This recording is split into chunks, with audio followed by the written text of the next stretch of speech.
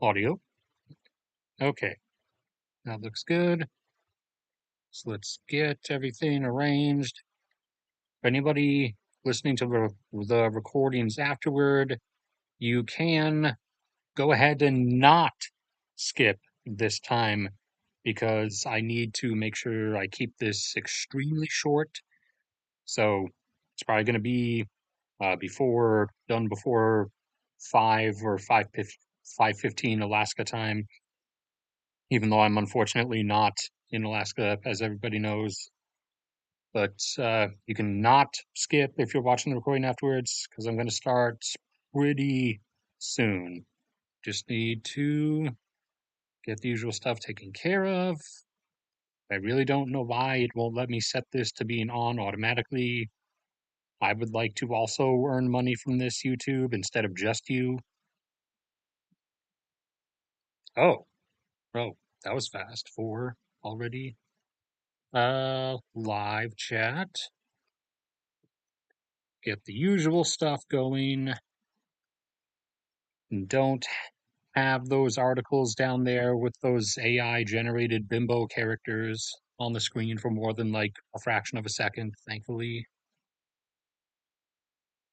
As they are really, what is, oh yeah, this was around Shanghai.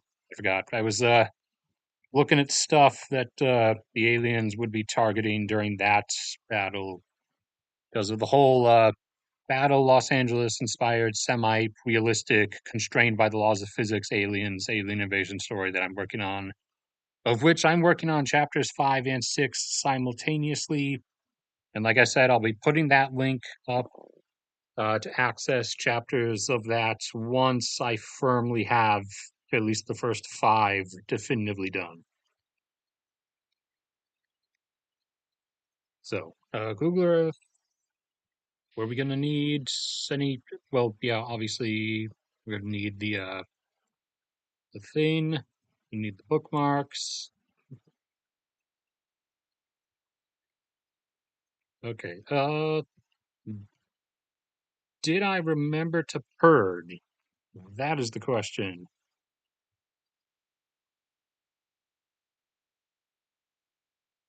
Blah blah blah. Yes. Okay. So it looks like I did in fact remember to purge. So the only bookmarks there are the ones that are relevant to immediate recency. Let me take a sip of water. And I'm just going to start immediately. I'll do some quick non-title related things real fast, and then I'll do the Middle East stuff and Ukraine stuff. And we also have uh, not back to all positive economic and industrial development news, but we are back to a mix of 50-50, thankfully.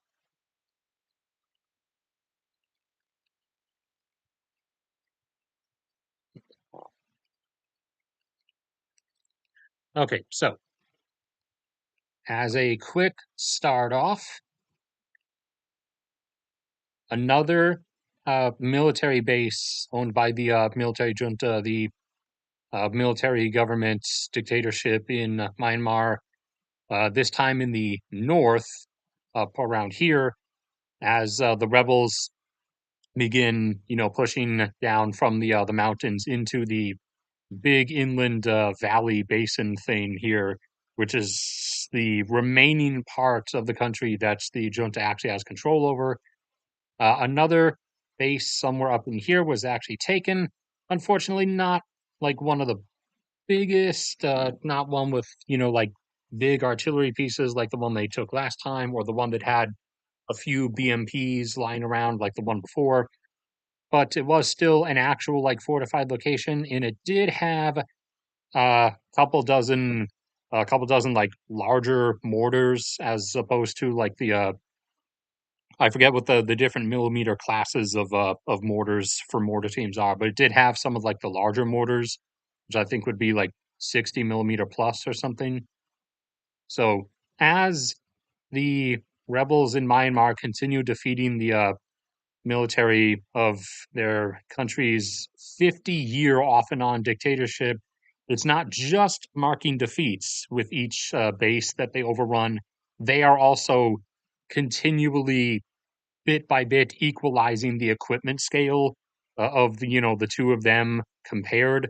As each base that falls, like I said, has some other kind of like military vehicles or artillery or equipment at it that the rebels previously did not have, because up to this point they've until they captured that first real base over here back in November of last year that had like a few, granted, they're old ancient BMP ones, but they're still semi-armored vehicles, kind of, not by modern standards, but uh, compared to what the rebels were working with previously, which was just themselves as infantry and sometimes some jeeps with AKs and shoulder mounted RPGs. And the funny thing is, remember, all the stuff they pushed the military government's forces out of, most of that victory, pushing them out of all those places, was before they started overrunning bases and getting actual military equipment. So most of their victories, they managed to pull that off just as infantry with some AKs and a few jeeps. And also, this state, Rakhine, is now almost completely rebel controlled. They've cut the junta off from the border with Bangladesh, and they've now cut the junta off from sea access, and their portions that are still controlled by the military governments are now down to like a few pockets that are being encircled as of the moment. So, resistance continues pushing forth in Myanmar. Check chat like responsible streamer. Nothing, or nothing requiring a response at least. And as mentioned in the description under the video, unfortunately, the Libyan civil war might be about to fire up again, which would mean, blood and death, and also the collapse of Libya's oil production. So, an abrupt absence of 1.3 million barrels per day from the market whenever this starts again, as there has been a sudden pattern over the last few weeks, labeled, particularly the ones coming from China, are labeled as parts for wind turbines, but they're actually Chinese UAVs, combat UAVs. So they're their lesser version, semi older version, so their version of the Predator as opposed to their version of the Reaper. But there's been several shipments coming from China carrying quote unquote wind turbine components that have been coming into Benghazi over here, which is where Colonel General self proclaimed Supreme Leader Haftar lives, as Libya is effectively split in two, with Colonel General Supreme Admiral Leader Haftar over here controlling this bit, and the coalition government over here controlling this portion. And the civil war has restarted, I believe, 3 separate times since the initial settling down back in 2013 or 14. So since then, it has restarted off and on 3 different times. So if this happens, it would be time number 4. And they're not the only ones. There have been several shipments and military cargo vehicles that have been coming from Turkey into Benghazi, and a number of others from various other uh, shady-ish suppliers. So it looks like he's gathering stuff, some better equipment than what he has, and like he's possibly gearing things up to make another go at attempting to conquer the western third of Libya, since it's not a split in half. It's more split into 1/3 and 2/3. He controls the eastern 2/3. The coalition government, whether liked or not by the outside world, was voted for by the people of Libya. So it's their choice whether you particularly like them or not. he, in particular, doesn't like them, obviously. And for the leaders of the outside world, not for the like general public of the outside world, for the leaders of the outside world, don't really particularly care which one is in the leaders of the outside world or the governments of the outside world don't particularly care which one is in power in Libya, just as long as the oil doesn't stop getting exported. However, the issue is both sides aren't going to settle this any other way than fighting. And when the fighting restarts, it's going to immediately cut off Libya's oil exports. So that is an issue that looks like it's coming up again. And one last conflict thing elsewhere before we start with the Israel and Lebanon stuff. Another set of oil exports, two actually, three, have collapsed recently. Not very big ones. South Sudan consumes almost nothing and was exporting most of its 140 or 150,000 barrels per day of oil production. Sudan uh, consumes most of what it's, or previously consumed most of what it was producing. However, since the country has effectively collapsed economically after their new civil war started last year, Civil War number 573, they their country economically collapsed, obviously, when that happened. So their consumption is next to nothing now, which is why they didn't appear.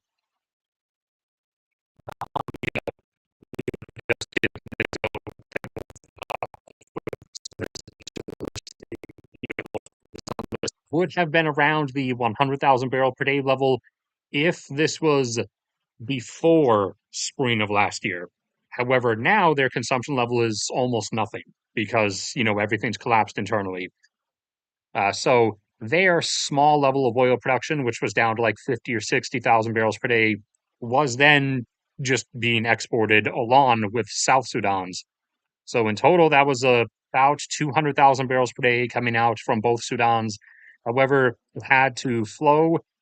Both portions of it had to flow through a pipeline through regular Sudan out to a port.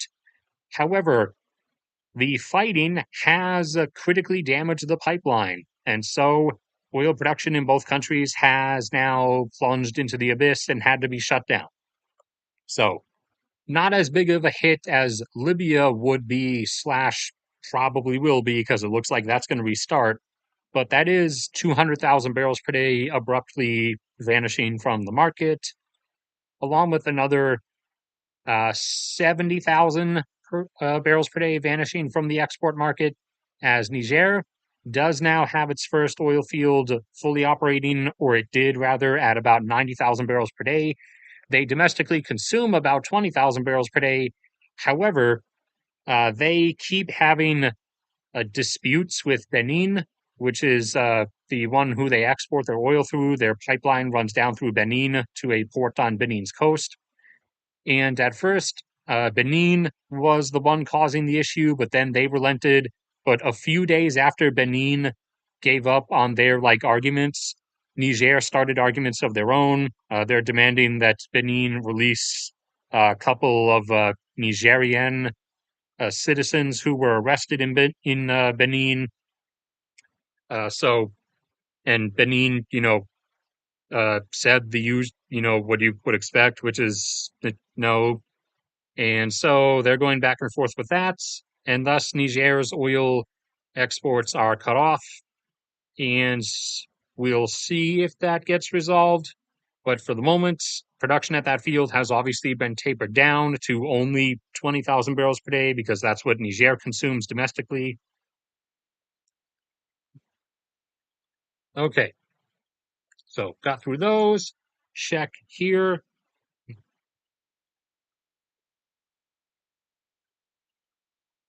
Uh, Depending on how serious that question is, no, because I've said this before.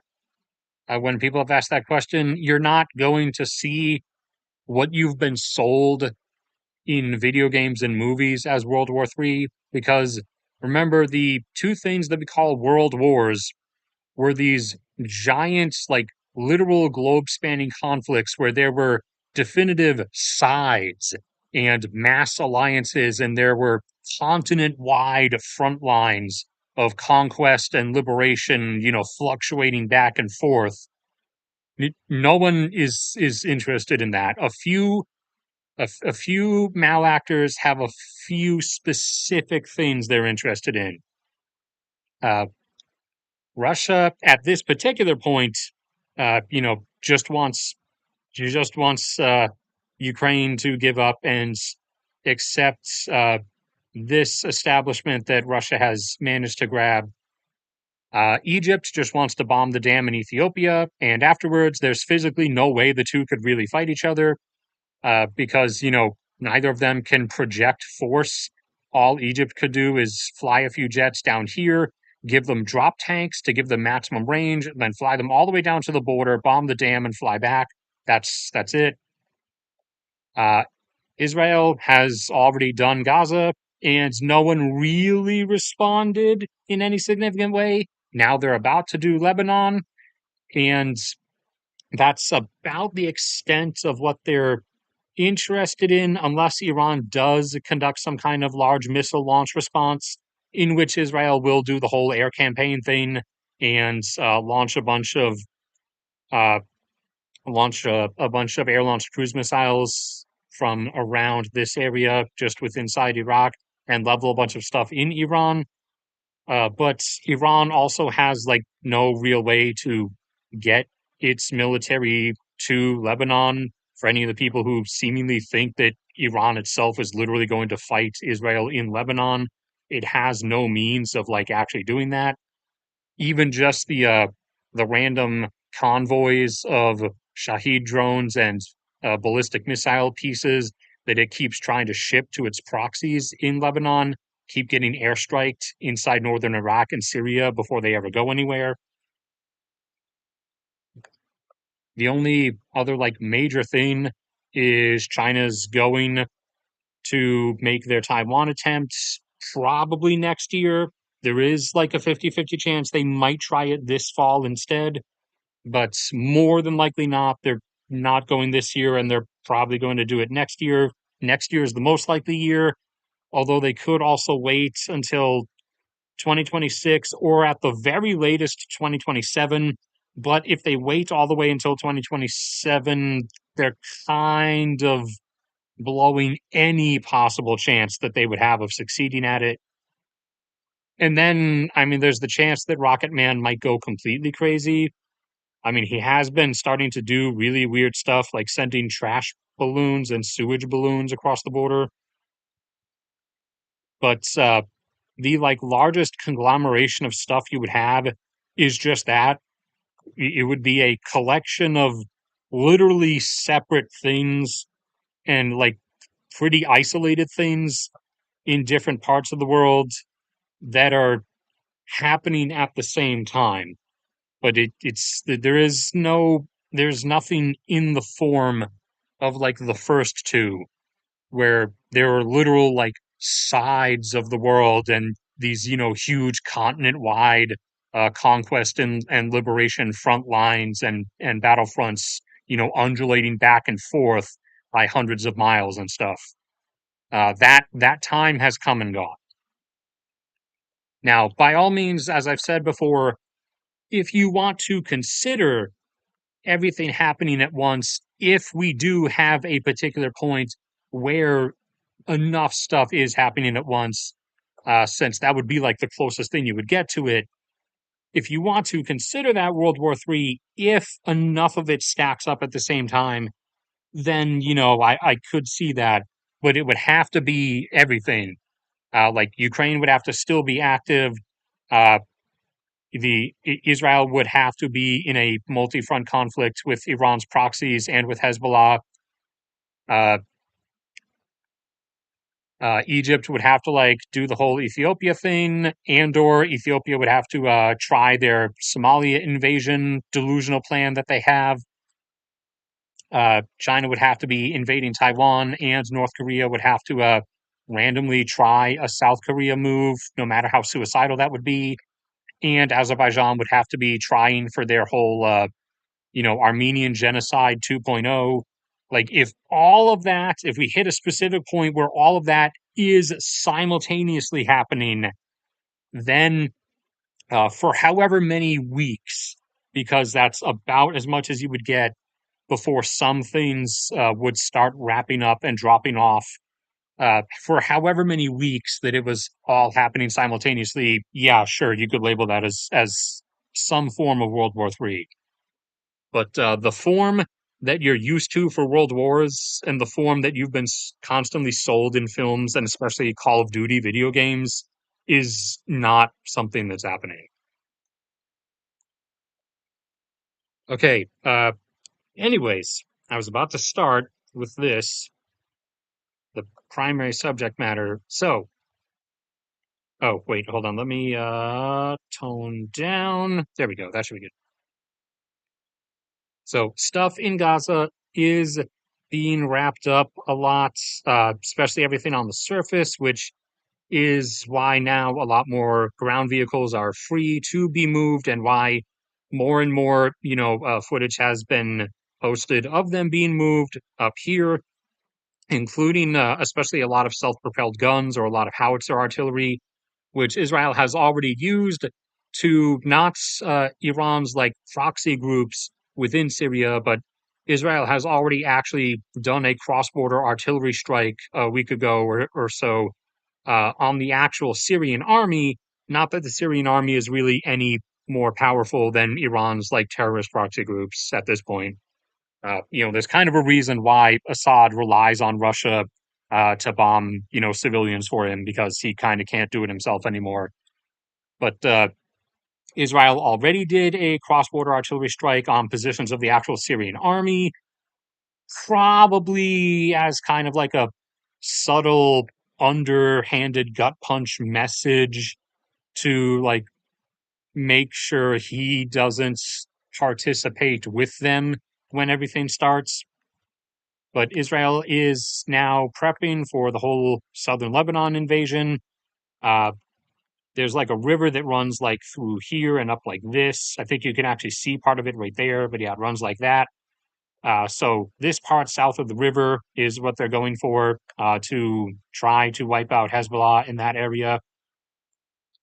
Uh, the ground stuff in Gaza is mostly done. Everything is now literally being fought in the actual tunnels, and they're doing like tunnel demolition at this point, as they've now posted some of the stuff of IDF like combat engineers like setting up charges and things in tunnels and like caving in the Hamas tunnel networks under certain parts of Gaza.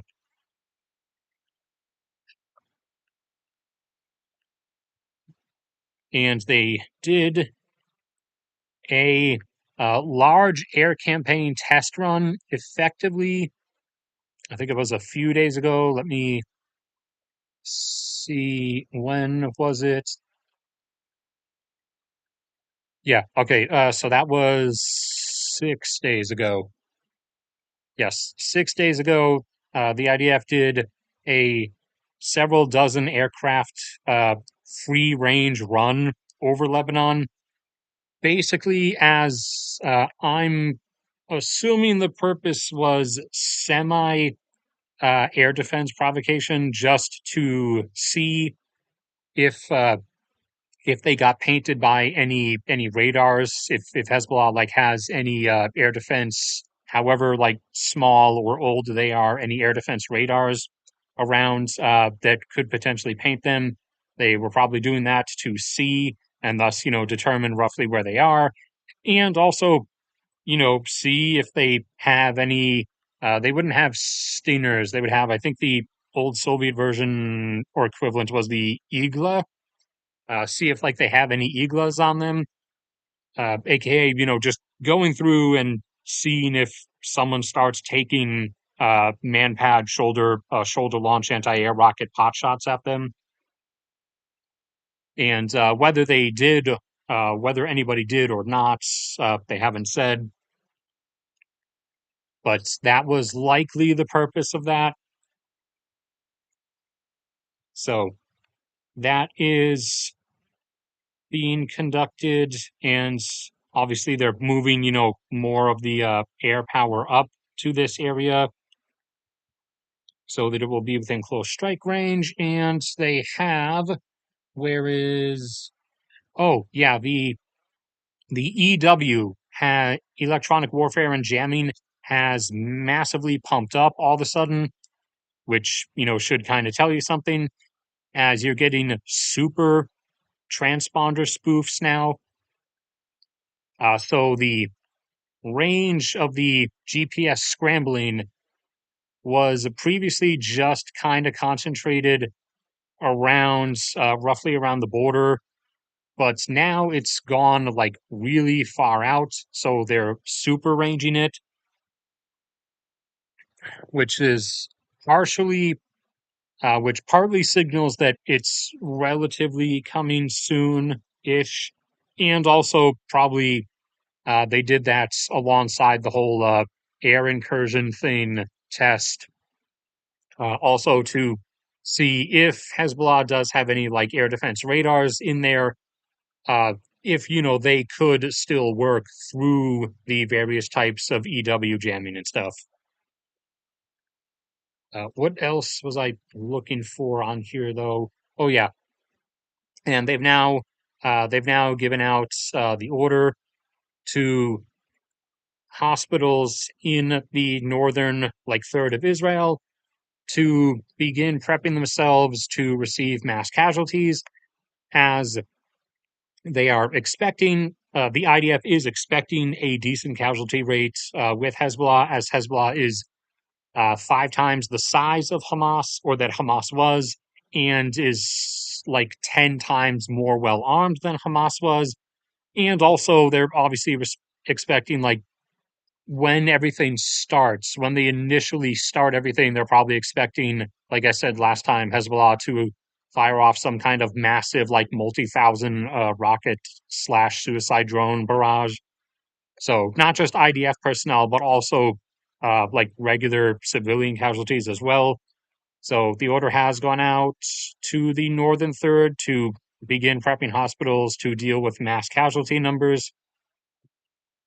So it is looking like we're coming up to the precipice of the invasion starting, as it was relatively suspected by several U.S. defense officials that Israel would at least start the like air campaign, like the nightly heavy airstrikes. Probably, I think they said in the second half of this month. So that would be, about 2 weeks from now. So we'll see.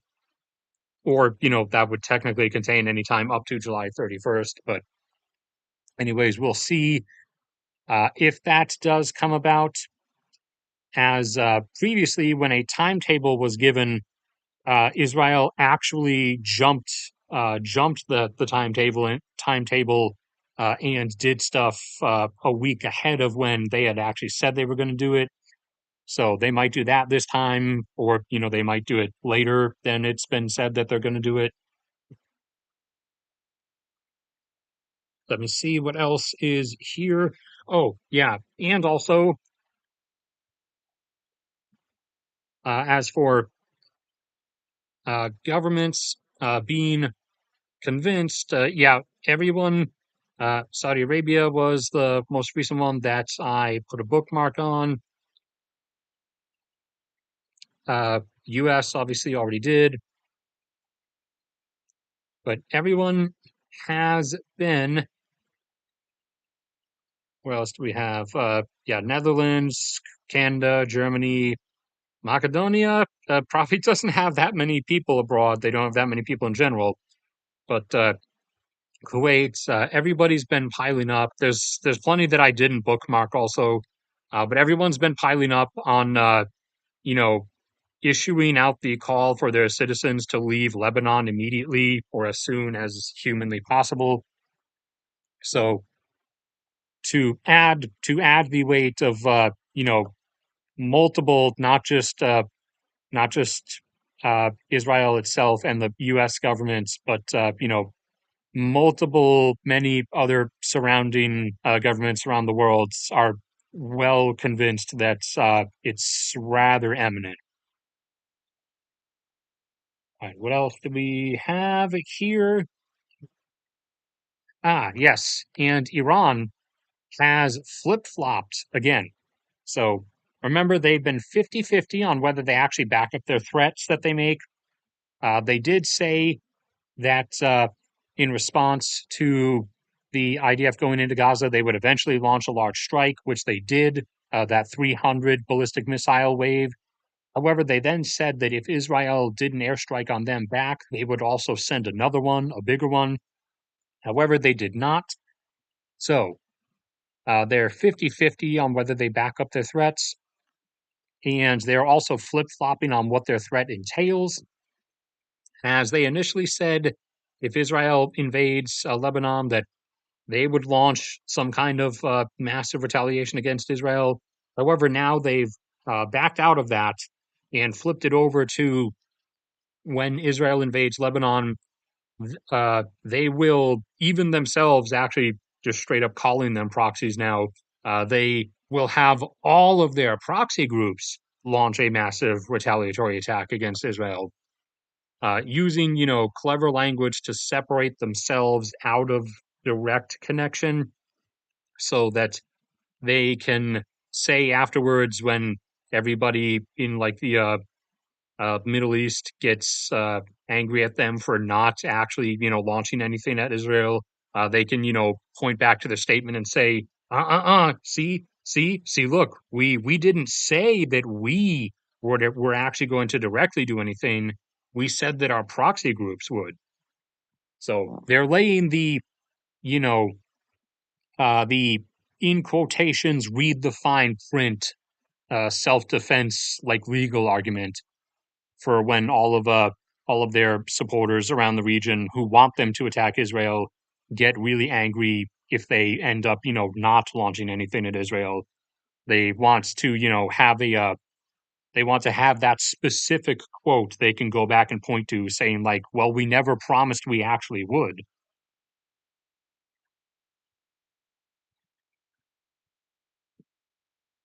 All right. And I called it quiet before the storm for a reason, because that's kind of it for the moment. We're gonna swing around to a bunch of mostly economic stuff and some terror-related stuff off and on. Some good econ stuff, some bad, and then we'll do some Russia and Ukraine stuff, and then that's going to be it. Anything else? No, nothing that I need to respond to, at least. Okay, so what did we have? Algeria, after being on the quieter side in economic upbeat notes for a while, is now coming back about. So another manufacturer is choosing to come to Algeria. A Italian manufacturer of heat radiators for homes and apartments that need some form of heating is going to be constructing their newest factory in Algeria.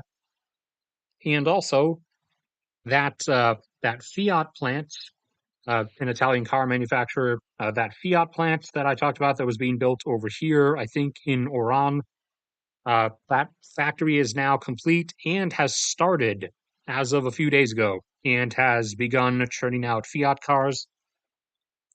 And also uh, a a Algerian manufacturer themselves, Condor, who manufactures ACs, air conditioning units, is is experiencing increasing demand as Algerian incomes over time have gradually increased, so people are able to actually afford to buy AC units.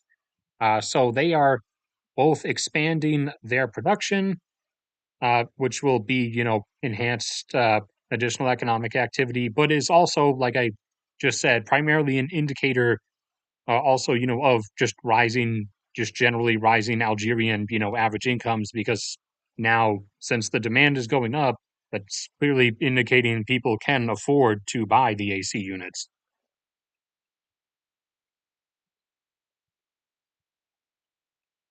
Okay, then we have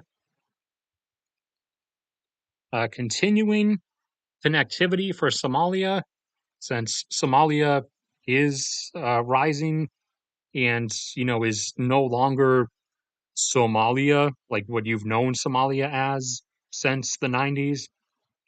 Now that everything has calmed down so much and all of the like militant groups and terror activity is way out in small pockets in the middle of the wilderness, people and business are actually coming to and from Somalia now, and so flights in and out of Somalia continue to grow.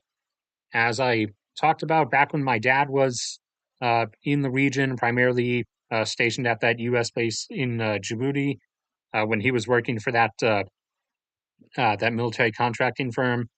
Even as recently as 2013, you couldn't really you as a person, a general citizen of whatever country, you couldn't fly to Somalia. You couldn't just go visit for the most part. You had to get on special chartered flights and you had to get screened and get given government permission.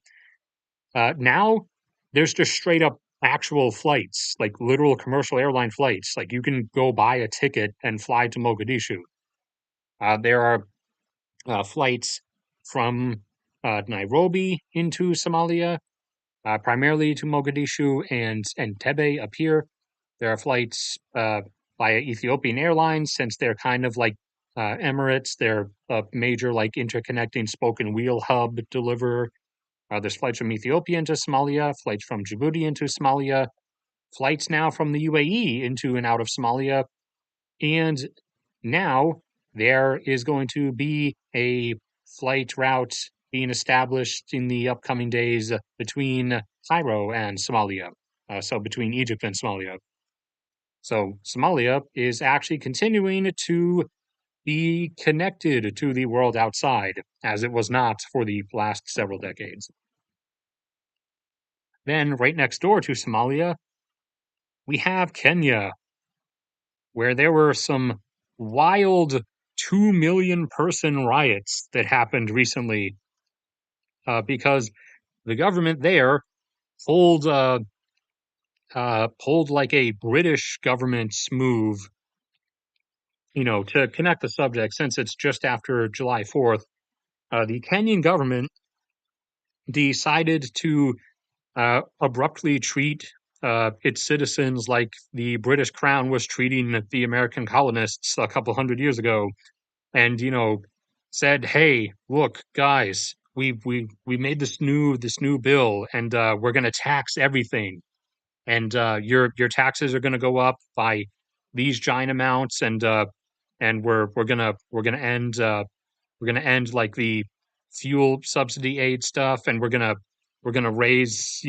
they even were literally going to add massive tax jumps on bread, like literally bread.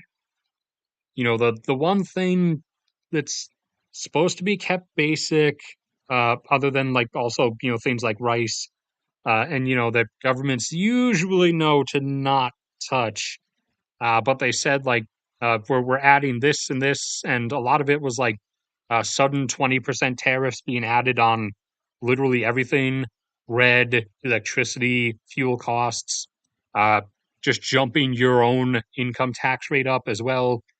And so it kind of infuriated the people of Kenya. And so in Nairobi in particular, there was a massive multi-day protest slash justified riot that fluctuated between having 1 and 2 million participants at any given time. And so, in light of that, the Kenyan government, actually did something intelligent for once and backed down and is no longer going to pass that bill.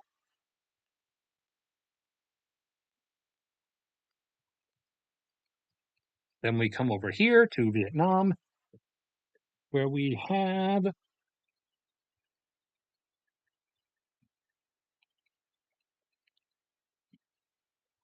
Trying to find this. Okay, so for Vietnam, they're almost at a critical point. They're almost at the 5-digit average salary point, where equivocally, obviously, they use Vietnamese currency in Vietnam, but equivocally, the average yearly salary in Vietnam, as Vietnam is rapidly economically rising, is just about to hit $10,000 per year.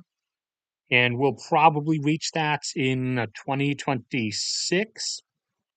Meanwhile, Kazakhstan is going to hit that this year, as while Vietnam's is closer to 9, Kazakhstan's is closer to 10 than it is to 9 already.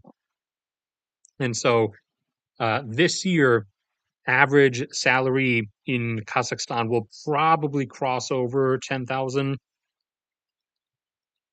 And also, additional mining expansions in Kazakhstan are underway.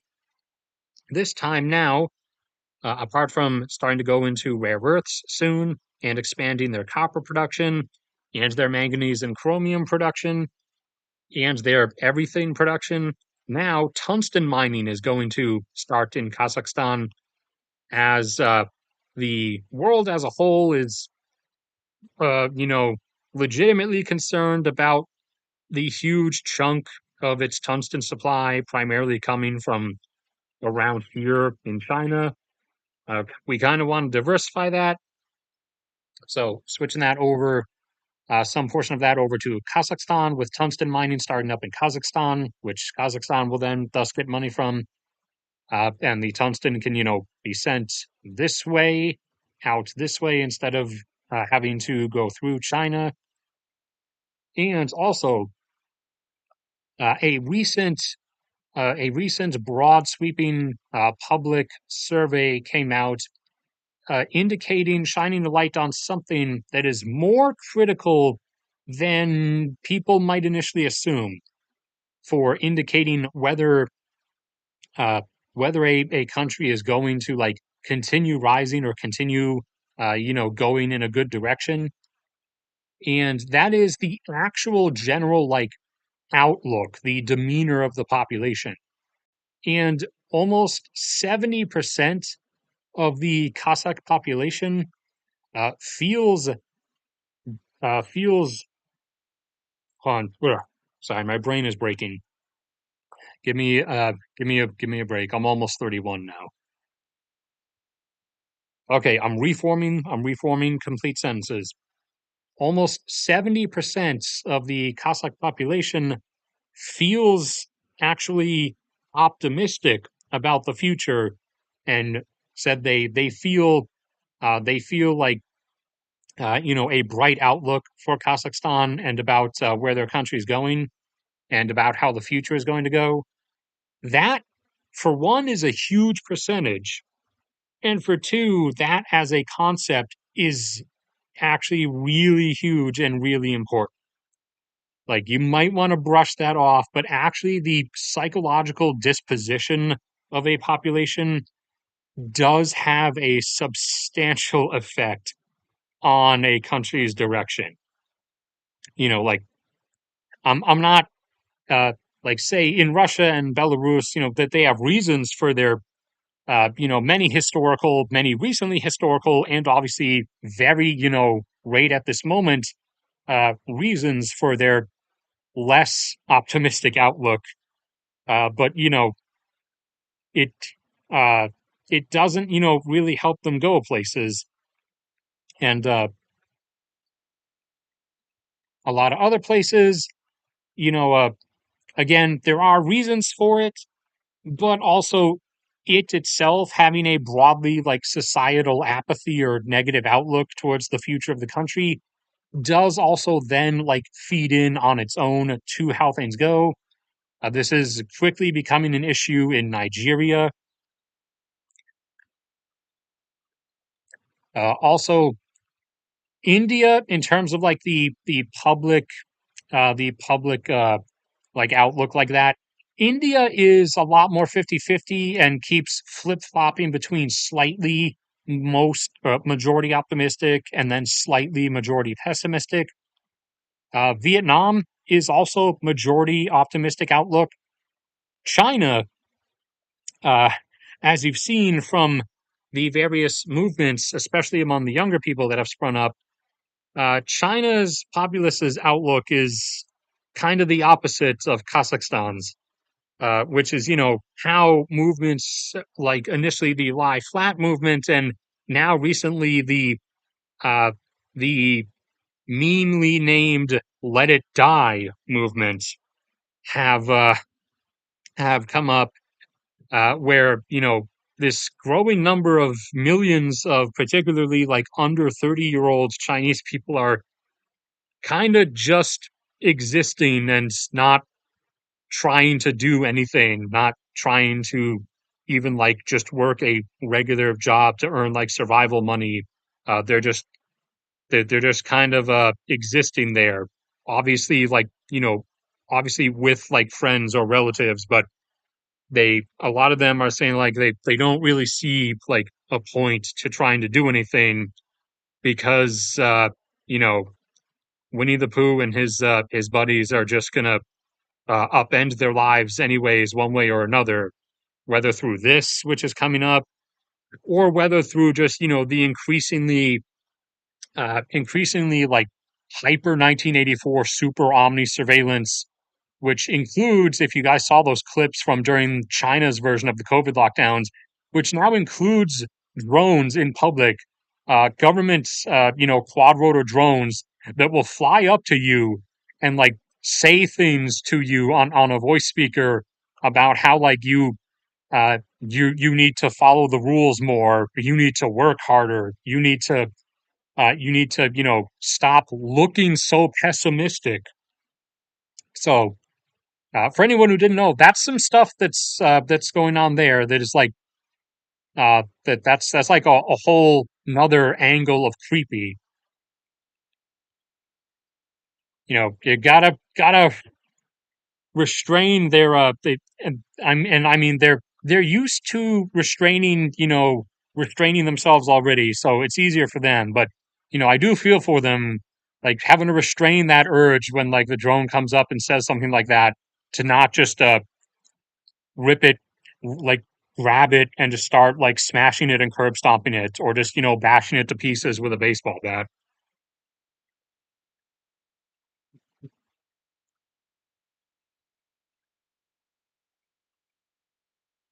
All right, nothing I need to respond to. Oh, well, since we came back to this, so this is a thing. Uh, for their motorized assaults, Russia is now resorting to World War II style motorcycles and sidecars, and is traversing and charging the front lines with these. So, and they even literally actually have the World War II motorcycle look as well. So you can't even hide from that angle. So it's going great. It's going pretty good, exactly as it was planned.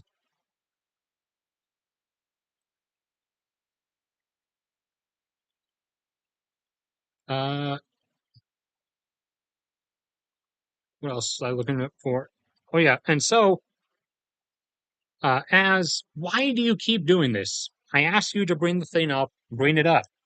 So as of the first half of this year, things aren't going so well in Burkina Faso, which is down here. That's where one that's where one of the dictators, military dictators, couped the last guy who himself had couped another guy just 6 months before that, who himself had couped another guy just 2 years before that, and someone already tried to coup this one.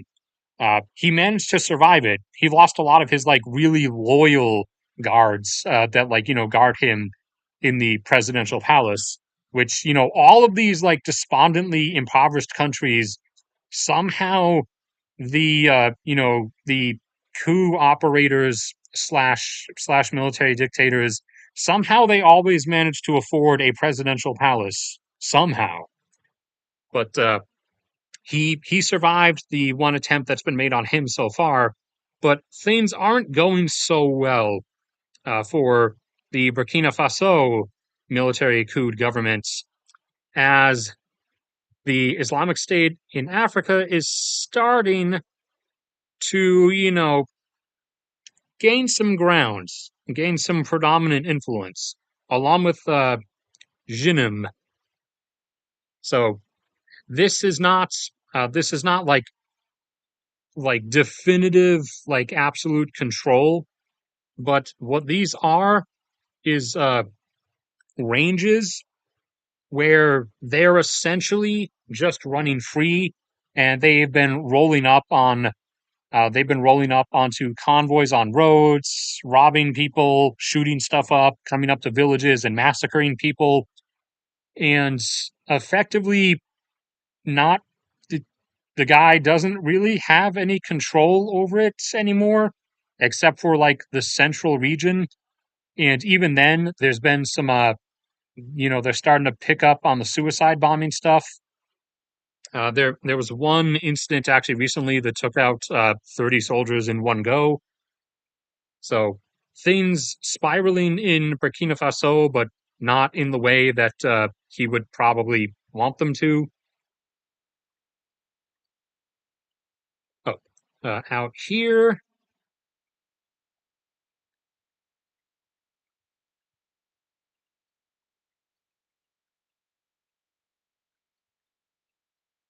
All right, let me see what else I had here. We did Niger, Burkina Faso. Oh, speaking of coups, there was yet another one, or there was a failed one rather. So down here in Bolivia, there was an attempted coup d'état. The One of the generals just rolled up on the presidential palace, which also, somehow there's a presidential palace always, and he rolled up and like surrounded it and demanded that like the president step down, and the president said no, and basically kind of gave the soldiers an ultimatum of to take your pick, you know, coup me and follow his orders and arrest me, or don't coup me and follow my order that I'm giving you now and arrest the general instead. And they turned around and arrested the general instead. So, that's a rare W. You don't see that. You don't see that too often. But that actually happened. The coup failed. So thankfully, not adding to too much instability. Although, another general might try another coup next week. Unfortunately, it's frequent enough. But this one actually failed. So that's good.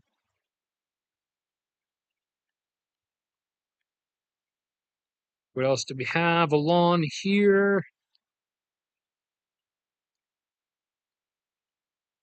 Okay, it looks like that was mostly it for the economic and other political stuff. Okay, so well, I only have 7 minutes left anyways until when I said I was going to cut it off.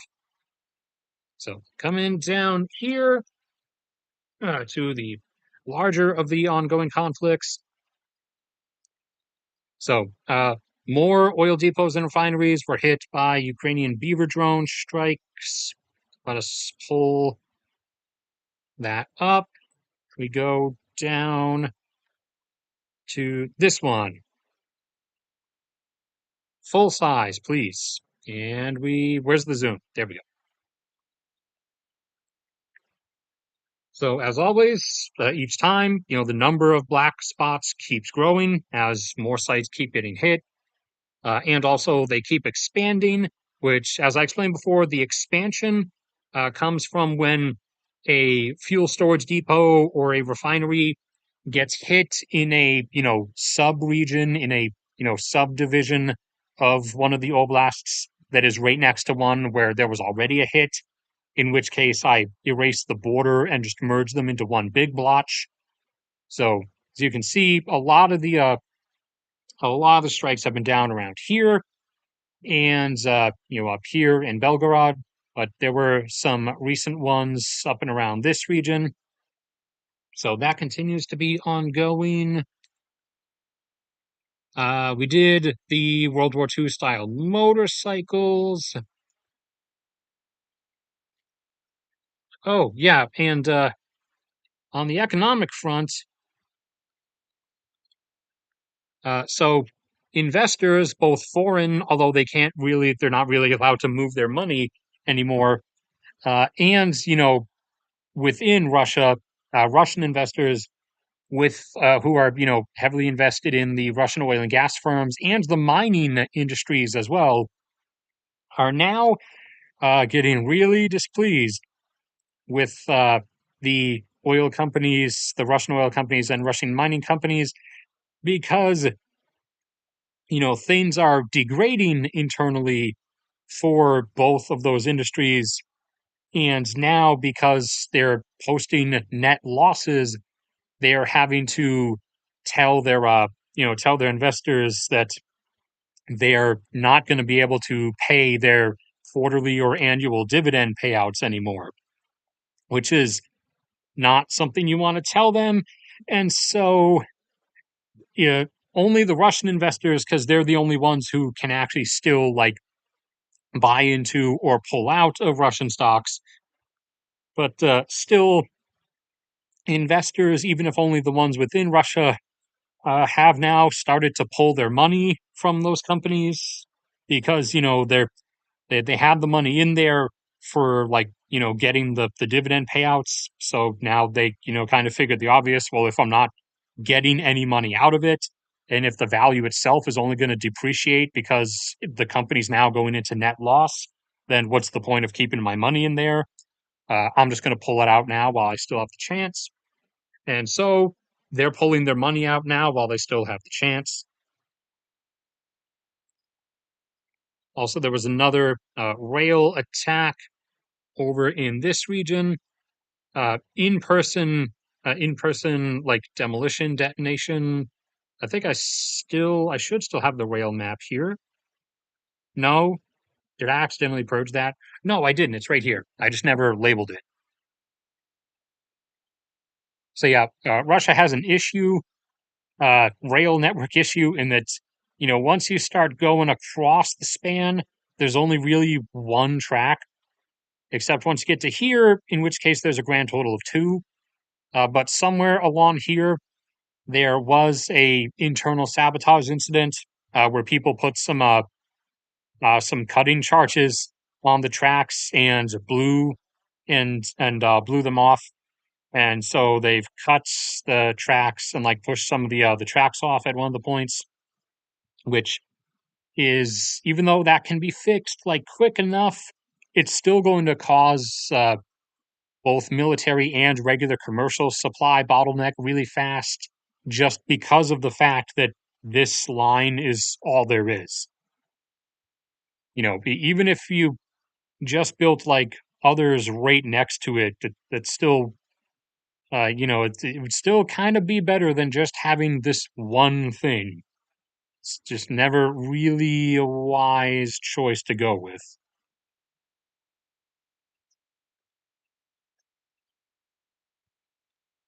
And as the situation for Russia continues getting worse, and within Russia towards Central Asian migrants, which is where Russia was getting most of its migration from, and thus being able to maintain a decent labor pool despite the whole, declining population thing, particularly shrinking younger population. That trend is starting to fail them, as both because of the situation in Russia getting worse and the situation in Kazakhstan and even Uzbekistan as well getting better, they're starting to lose their Central Asian migration pattern. Back in 2019, it was about 40,000 per year.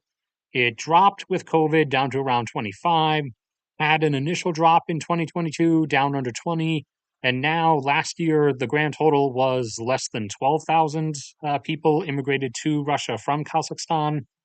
So this year, probably, dropping under 10, down to like 7, 8, maybe lower, maybe higher. But, they're starting to, by their own actions, kind of cut themselves off from their feeder pool, from their labor pool that they were using to fill their gaps, as they're not in the like tip over die off stage yet. Like China is just entering, and like Japan has already entered, as in their big surplus of old people has not started their full downward jump just yet. They've begun the initial parts of it. So actually, they're more like in China's position proportionally. Uh, but they already are at the point where, they don't have enough in the younger age brackets to fill everything they would want to. And so they were relying on Central Asian migration, but now they're kind of uh, throwing that into reverse. And Belarus in particular uh, has an even worse problem. They're at, I think, and remember, this is for a country in Belarus's case with only about 9 million people. So only about like between 4 and maybe 4.5 million job positions to begin with. They are now, Belarus is now at a point of over 150,000 job vacancies and growing by several thousand per month, as uh, no one's coming to Belarus, and Belarus's birth rate was already abysmal even before being dragged down with Russia once Russia started all of this. And, you know, Belarusians already predominantly would leave Belarus. Now, even with the borders shut, they are still able to, primarily Lithuania seems to be the main one. They are still able to gradually migrate out into Lithuania. Others go out into Russia, and then similarly to how many Russians have left, they, take a vacation to like, Turkey or Cyprus, or I don't know if Cyprus is one of the ones they can still go to. I think so. Or Georgia, or, Azerbaijan. They take a vacation there and then just, you know, decide on the fly, totally not planned beforehand, to never return to Russia from their vacation. And, just keep vacationing from, one vacation country to another across the world. So proportionally, Belarus is worse off in that case demographically, and I think that is everything. At least that looks like everything. There's some other stuff, but I'll keep that for next time.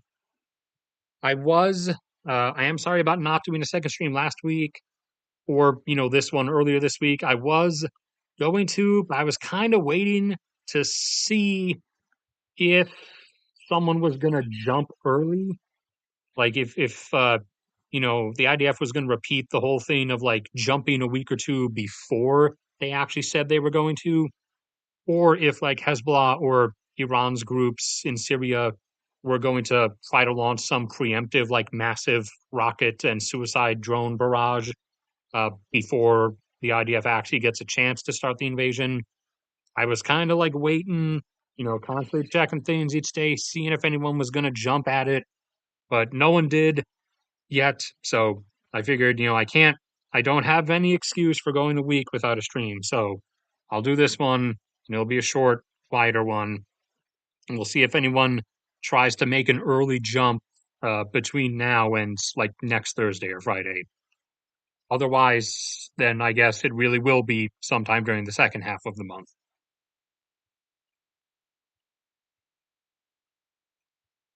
All right. Then that's it for this one. Unless anyone had anything else to say or ask, or there were any super chats. If not, then I will be off, get back to writing, and actually, I need to eat a legitimate meal since I haven't done that yet. So I'll wait a couple seconds for the delay just to see if anything comes. Oh, Josh, you need to get back to actually streaming. It's been like almost 2 weeks now. You need to get back to actually doing your stuff.